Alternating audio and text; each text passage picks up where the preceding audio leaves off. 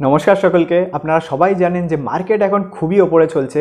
তা সত্ত্বেও আমরা একটা খুব ভালো একটা কোম্পানি আজকে ডিসকাস করব, যেটা অলমোস্ট লাইফ টাইম হাই থেকে 67-68% ডাউন আছে। আর যে কোনো কোম্পানি অ্যানালাইজ করতে গেলে সবার প্রথমে কোম্পানির বিজনেসটা দেখা ইম্পর্টেন্ট। তো সেই জন্য আমরা টেকনিক্যালটা সবার লাস্টে ডিসকাস করব। প্রথমে আমরা বিজনেসটা দেখে নিই। তো দেখুন, ভ্যাবাব গ্লোবাল কোম্পানির নাম। তো কোম্পানি কী করে সেটা প্রথমে দেখার প্রয়োজন আছে। তো এখানে কোম্পানির বিজনেস হচ্ছে জুয়েলারি, অ্যাক্সেসরিজ অ্যান্ড লাইফস্টাইল প্রোডাক্টে এদের মেন বিজনেস। আর এদের মেন রেভিনিউ কোথা থেকে আসে?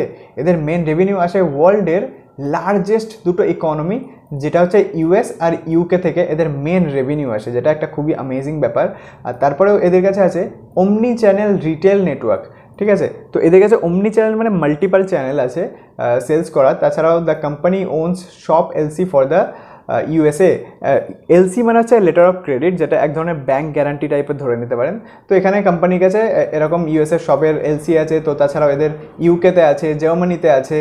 অ্যান্ড তাছাড়াও কোম্পানির কাছে যেই ওয়েবসাইট আছে, ওয়েবসাইট প্ল্যাটফর্ম, তো সেখান থেকে কোম্পানি অনেক রেভিনিউ আসে।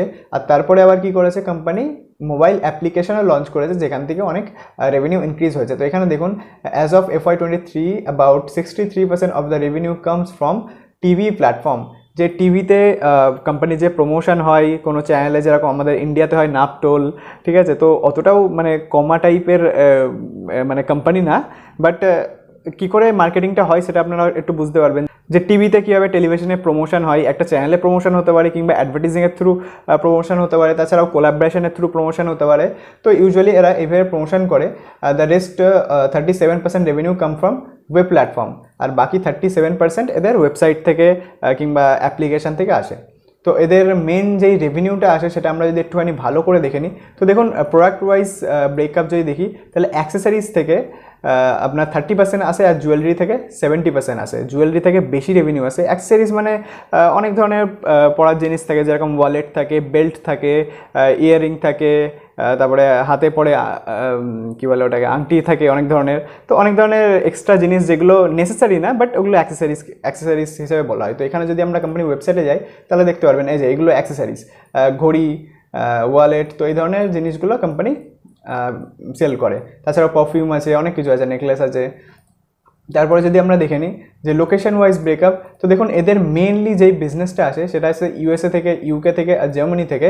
আর তাছাড়াও যদি আমরা এখানে একটু ওয়েবসাইটে যাই, নিচে যাই, তো এখানে দেখতে পারবেন এদের বিজনেস এই যে ইয়েলো কালার আছে, অস্ট্রেলিয়া, ইউকে, ক্যানাডা, ইউএস এই জায়গার থেকে আসে।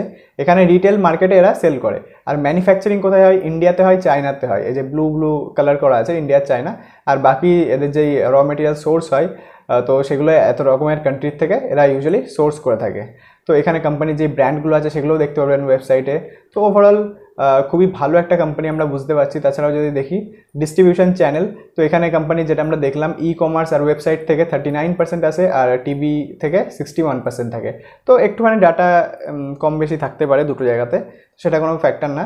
তারপরে যদি আমরা দেখে নিই যে এখানে কোম্পানির কাস্টমার এঙ্গেজমেন্ট যদি দেখি আমরা, দেখুন খুবই ইন্টারেস্টিং জিনিস। নর্মালি আমরা ভাবি কি, যদি নাপটোলের কথা যেহেতু আমি বললাম, তো আমরা কি ভাববো যে কোম্পানি নাপটোলের কাছ থেকে যে একবার কিনলে আবার যে কেউ কিনবে, সেটা মানে মুশকিল ব্যাপার। এর কারণটা আপনারা জানেন সবাই। তো কিন্তু এই কোম্পানির ক্ষেত্রে সেই জিনিসটা না। কোম্পানি নিজের অ্যাকচুয়ালি একটা ভ্যালু বিল্ডিংয়ের চেষ্টা করছে, একটা ব্র্যান্ড বিল্ডিংয়ের চেষ্টা করছে। It has a customer retention rate of 38%। এই সেগমেন্টের হিসাব থেকে দেখতে গেলে কোম্পানির যে কাস্টমার রিটেনশন আছে না, ওটা খুবই একটা ভালো কাস্টমার রিটেনশন। আর তারপরে যদি আমরা দেখে নিই, the company plans to increase its revenue mix from branded product to 50% by FY27।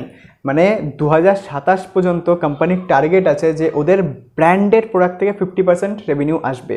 তার মানে কি, কোম্পানি নর্মাল ক্যাটেগরি থেকে নিজেকে ব্র্যান্ডেড ক্যাটেগরির দিকে পুশ করছে, যেটা একটা খুবই পজিটিভ জিনিস। তো তারপরে যদি আমরা দেখে নিই, কোম্পানি এখানে স্ট্র্যাটেজিক পার্টনারশিপ আছে ভোডাফোন কেবল নেটওয়ার্কের সাথে। জার্মানিতে এরা পার্টনারশিপ করেছে। আর যার ফলে কি হয়েছে এখানে দেখুন, যার ফলে the company presence to approximate 90% of the total household in Germany. মানে কোম্পানি জার্মানিতে যত হাউস হোল্ড আছে তার মধ্যে 90% হাউস হোল্ডে নিজের প্রেজেন্স অলরেডি বানিয়ে নিয়েছে এই পার্টনারশিপের কারণে। তো কোম্পানির ফ্রি ক্যাশ ফ্লো দেখুন কন্টিনিউয়াসলি পজিটিভে আছে। তারপরে যদি আমরা ব্যালেন্স শিট দেখে নিই, এখানে একদমই ক্লিন ব্যালেন্স শিট, কোনো কিছু ব্যাপার নেই। রিজার্ভ কন্টিনিউয়াসলি কোম্পানির ইনক্রিজ হয়েছে, হাইয়েস্ট এভার রিজার্ভ, এত রিজার্ভ কোম্পানির কখনো আসেনি। সেই কম্প্যারিজনে বড়োইং কিছুই নেই, 218 কোটি টাকার মাত্র। Fixed asset company continuously increase হয়েছে, একটা সুপার ব্যালেন্স শিট আছে, স্টেবল স্ট্রং ব্যালেন্স শিট আছে। তারপরে যদি প্রফিট অ্যান্ড লস স্টেটমেন্ট দেখি তো সেক্ষেত্রে সেলস দেখুন, সেলস কোম্পানির হাইয়েস্ট এবার কন্টিনিউয়াসলি গ্রো হয়েছে, হাইয়েস্ট এবার সেলস। কিন্তু এখানে অপারেটিং মার্জিন কোম্পানির রিডিউস হয়েছে, সেই কারণে কোম্পানির যে নেট প্রফিট আছে সেটা একটু রিডিউস হয়েছে। দেখুন এই জায়গাটা একটু বোঝার বিষয় আছে, এই জায়গাটা একটু ট্রিকি ব্যাপার আছে যে কোম্পানির অপারেটিং মার্জিন কেন রিডিউস হয়েছে। কোম্পানি কী সেগমেন্টে ব্যবসা করে? নেসেসারি গুডস না, একদমই না। কোম্পানি যে সমস্ত জিনিসগুলো বিক্রি করে এগুলো তো নেসেসারি না, না। এই সমস্ত জিনিসগুলো জুয়েলারি, তারপরে ঘড়ি, ওয়ালেট, ঠিক আছে, যে এই সমস্ত এক্সপেন্সিভ জিনিস যেগুলো আছে, তো এগুলো নেসেসারি জিনিস না। তো সেই জন্য আপনাকে একটু ইকোনমিক্সটা বুঝতে হবে যে যখনই কোনো কান্ট্রির ইন্টারেস্ট রেট ইনক্রিজ হয় তখন সেই দেশের লোকেদের পকেটে এক্সট্রা খরচা করার জন্য টাকা খুব কম থাকে। আর যখন লোকের কাছে এক্সট্রা খরচা করার জন্য টাকা কম থাকবে তখন কী হবে? তখন ওভারঅল ইকোনমিতে যে ডিমান্ড আছে সেটা রিডিউস হয়ে যাবে। আর যখন ডিমান্ড রিডিউস হবে তখন ইনফ্লেশন রিডিউস হবে, তখন অটোমেটিক্যালি প্রাইস ড্রপ হবে। আর যখনই প্রাইস ড্রপ হবে তখনই কোম্পানির প্রফিটেবিলিটিতে ইম্প্যাক্ট আসবে, কোম্পানির অপারেটিং মার্জিন রিডিউস হয়ে যাবে। ঠিক সেই জিনিসটা আমরা এখানে দেখতে পারবো। দেখুন 2016 থেকে 2019-এ কোম্পানির অপারেটিং মার্জিন অনেক কমে গেছিলো। আর আমরা কি দেখেছি একটু আগে, যে কোম্পানির মেন বিজনেস আছে কোথায়? কোম্পানির মেন বিজনেস আছে ইউএসএতে 68%, ইউকেতে 27%। তাহলে আমরা ইউএসের ফেড রেটটা দেখে নিই। তো দেখুন ইউএসের ফেড ইন্টারেস্ট রেটটা আমরা এখানে দেখতে পাচ্ছি, 10 ইয়ার্সের খোলা আছে। তো যেটা আমরা একটু আগে দেখলাম যে এখানে প্রফিট অ্যান্ড লস স্টেটমেন্টে কবে 2016 থেকে 2019, তো এইখানে আমরা এক্সপেক্ট করবো কি ইন্টারেস্ট রেট বাড়ছিল। দেখুন 2016 থেকে 2019-এ কন্টিনিউয়াসলি ইন্টারেস্ট রেট বাড়ছিল। আবার যখনই ইন্টারেস্ট রেট কমে গেছে তখনই দেখুন আবার কোম্পানির প্রফিটেবিলিটি যে অপারেটিং মার্জিন আছে সেটা ইনক্রিজ হয়ে গেছে। ঠিক আবার কোম্পানির অপারেটিং মার্জিন রিডিউস হয়েছে, তার মানে কি এখানে ইন্টারেস্ট রেট ইনক্রিজ হবে, সেই জন্যই সেটা হয়েছে। তো এখানে একদম বেসিক জিনিস যেটা আমরা কম্প্যারিজন করলে দেখতে পাচ্ছি। কিন্তু এখানে আরেকটা ইন্টারেস্টিং জিনিস আছে যেটা হয়তো আপনারা নোটিস করেননি, কিন্তু এই জিনিসগুলো দেখা উচিত।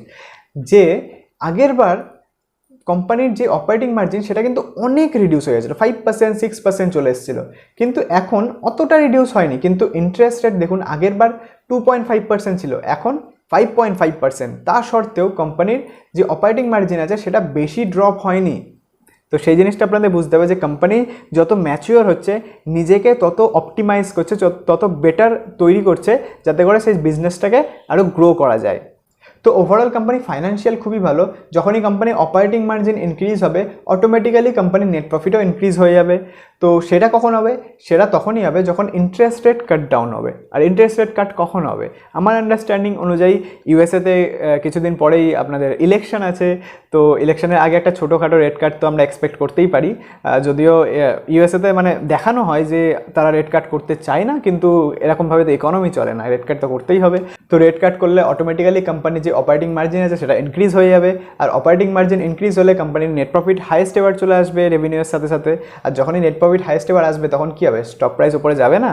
অবশ্যই যাবে। তো যেহেতু আমরা বুঝতে পারছি এখানে ভালো অপরচুনিটি দেখা যাচ্ছে, তো সেক্ষেত্রে আমরা টার্গেট কী রাখতে পারি? তো এখানে দেখুন টেকনিক্যাল আমি সবসময় বলি খুবই সিম্পল রাখা উচিত। এখানে একটা সাপোর্ট, একটা রেজিস্ট্যান্স ড্র করে নিলাম। দেখুন একটা রেঞ্জ তৈরি হয়েছে, কোম্পানির শেয়ার প্রাইস নিচে এসছে দিয়ে আবার উপরে গেছে, আবার নিচে এসছে আবার উপরে যাবে, তাই না? তো এখান থেকে কত পার্সেন্টের গেন আমরা এক্সপেক্ট করতে পারি? তো অলমোস্ট 55%-এর গেন আমরা এখান থেকে ক্লিয়ার এক্সপেক্ট করতে পারি, যেটা আমার আন্ডারস্ট্যান্ডিং অনুযায়ী মোটামুটি 1 বছরের মধ্যে হয়ে যাওয়ার কথা। তার কারণ ইন্টারেস্ট রেট কাট হলেই শেয়ার প্রাইস জাম্প করা শুরু করে দেবে আমার আন্ডারস্ট্যান্ডিং অনুযায়ী। কিন্তু আপনাদের নিজের অ্যানালিসিস করাটা খুবই প্রয়োজন, আর একটা স্টককে কীভাবে অ্যানালিসিস করতে হয় সেটাই আজকে আমরা শিখলাম। তো ওভারঅল যদি আপনাদের ভালো লেগে থাকে ভিডিওটা তাহলে সাবস্ক্রাইব করুন, লাইক করুন। আবার দেখা হচ্ছে নতুন একটা ভিডিওতে।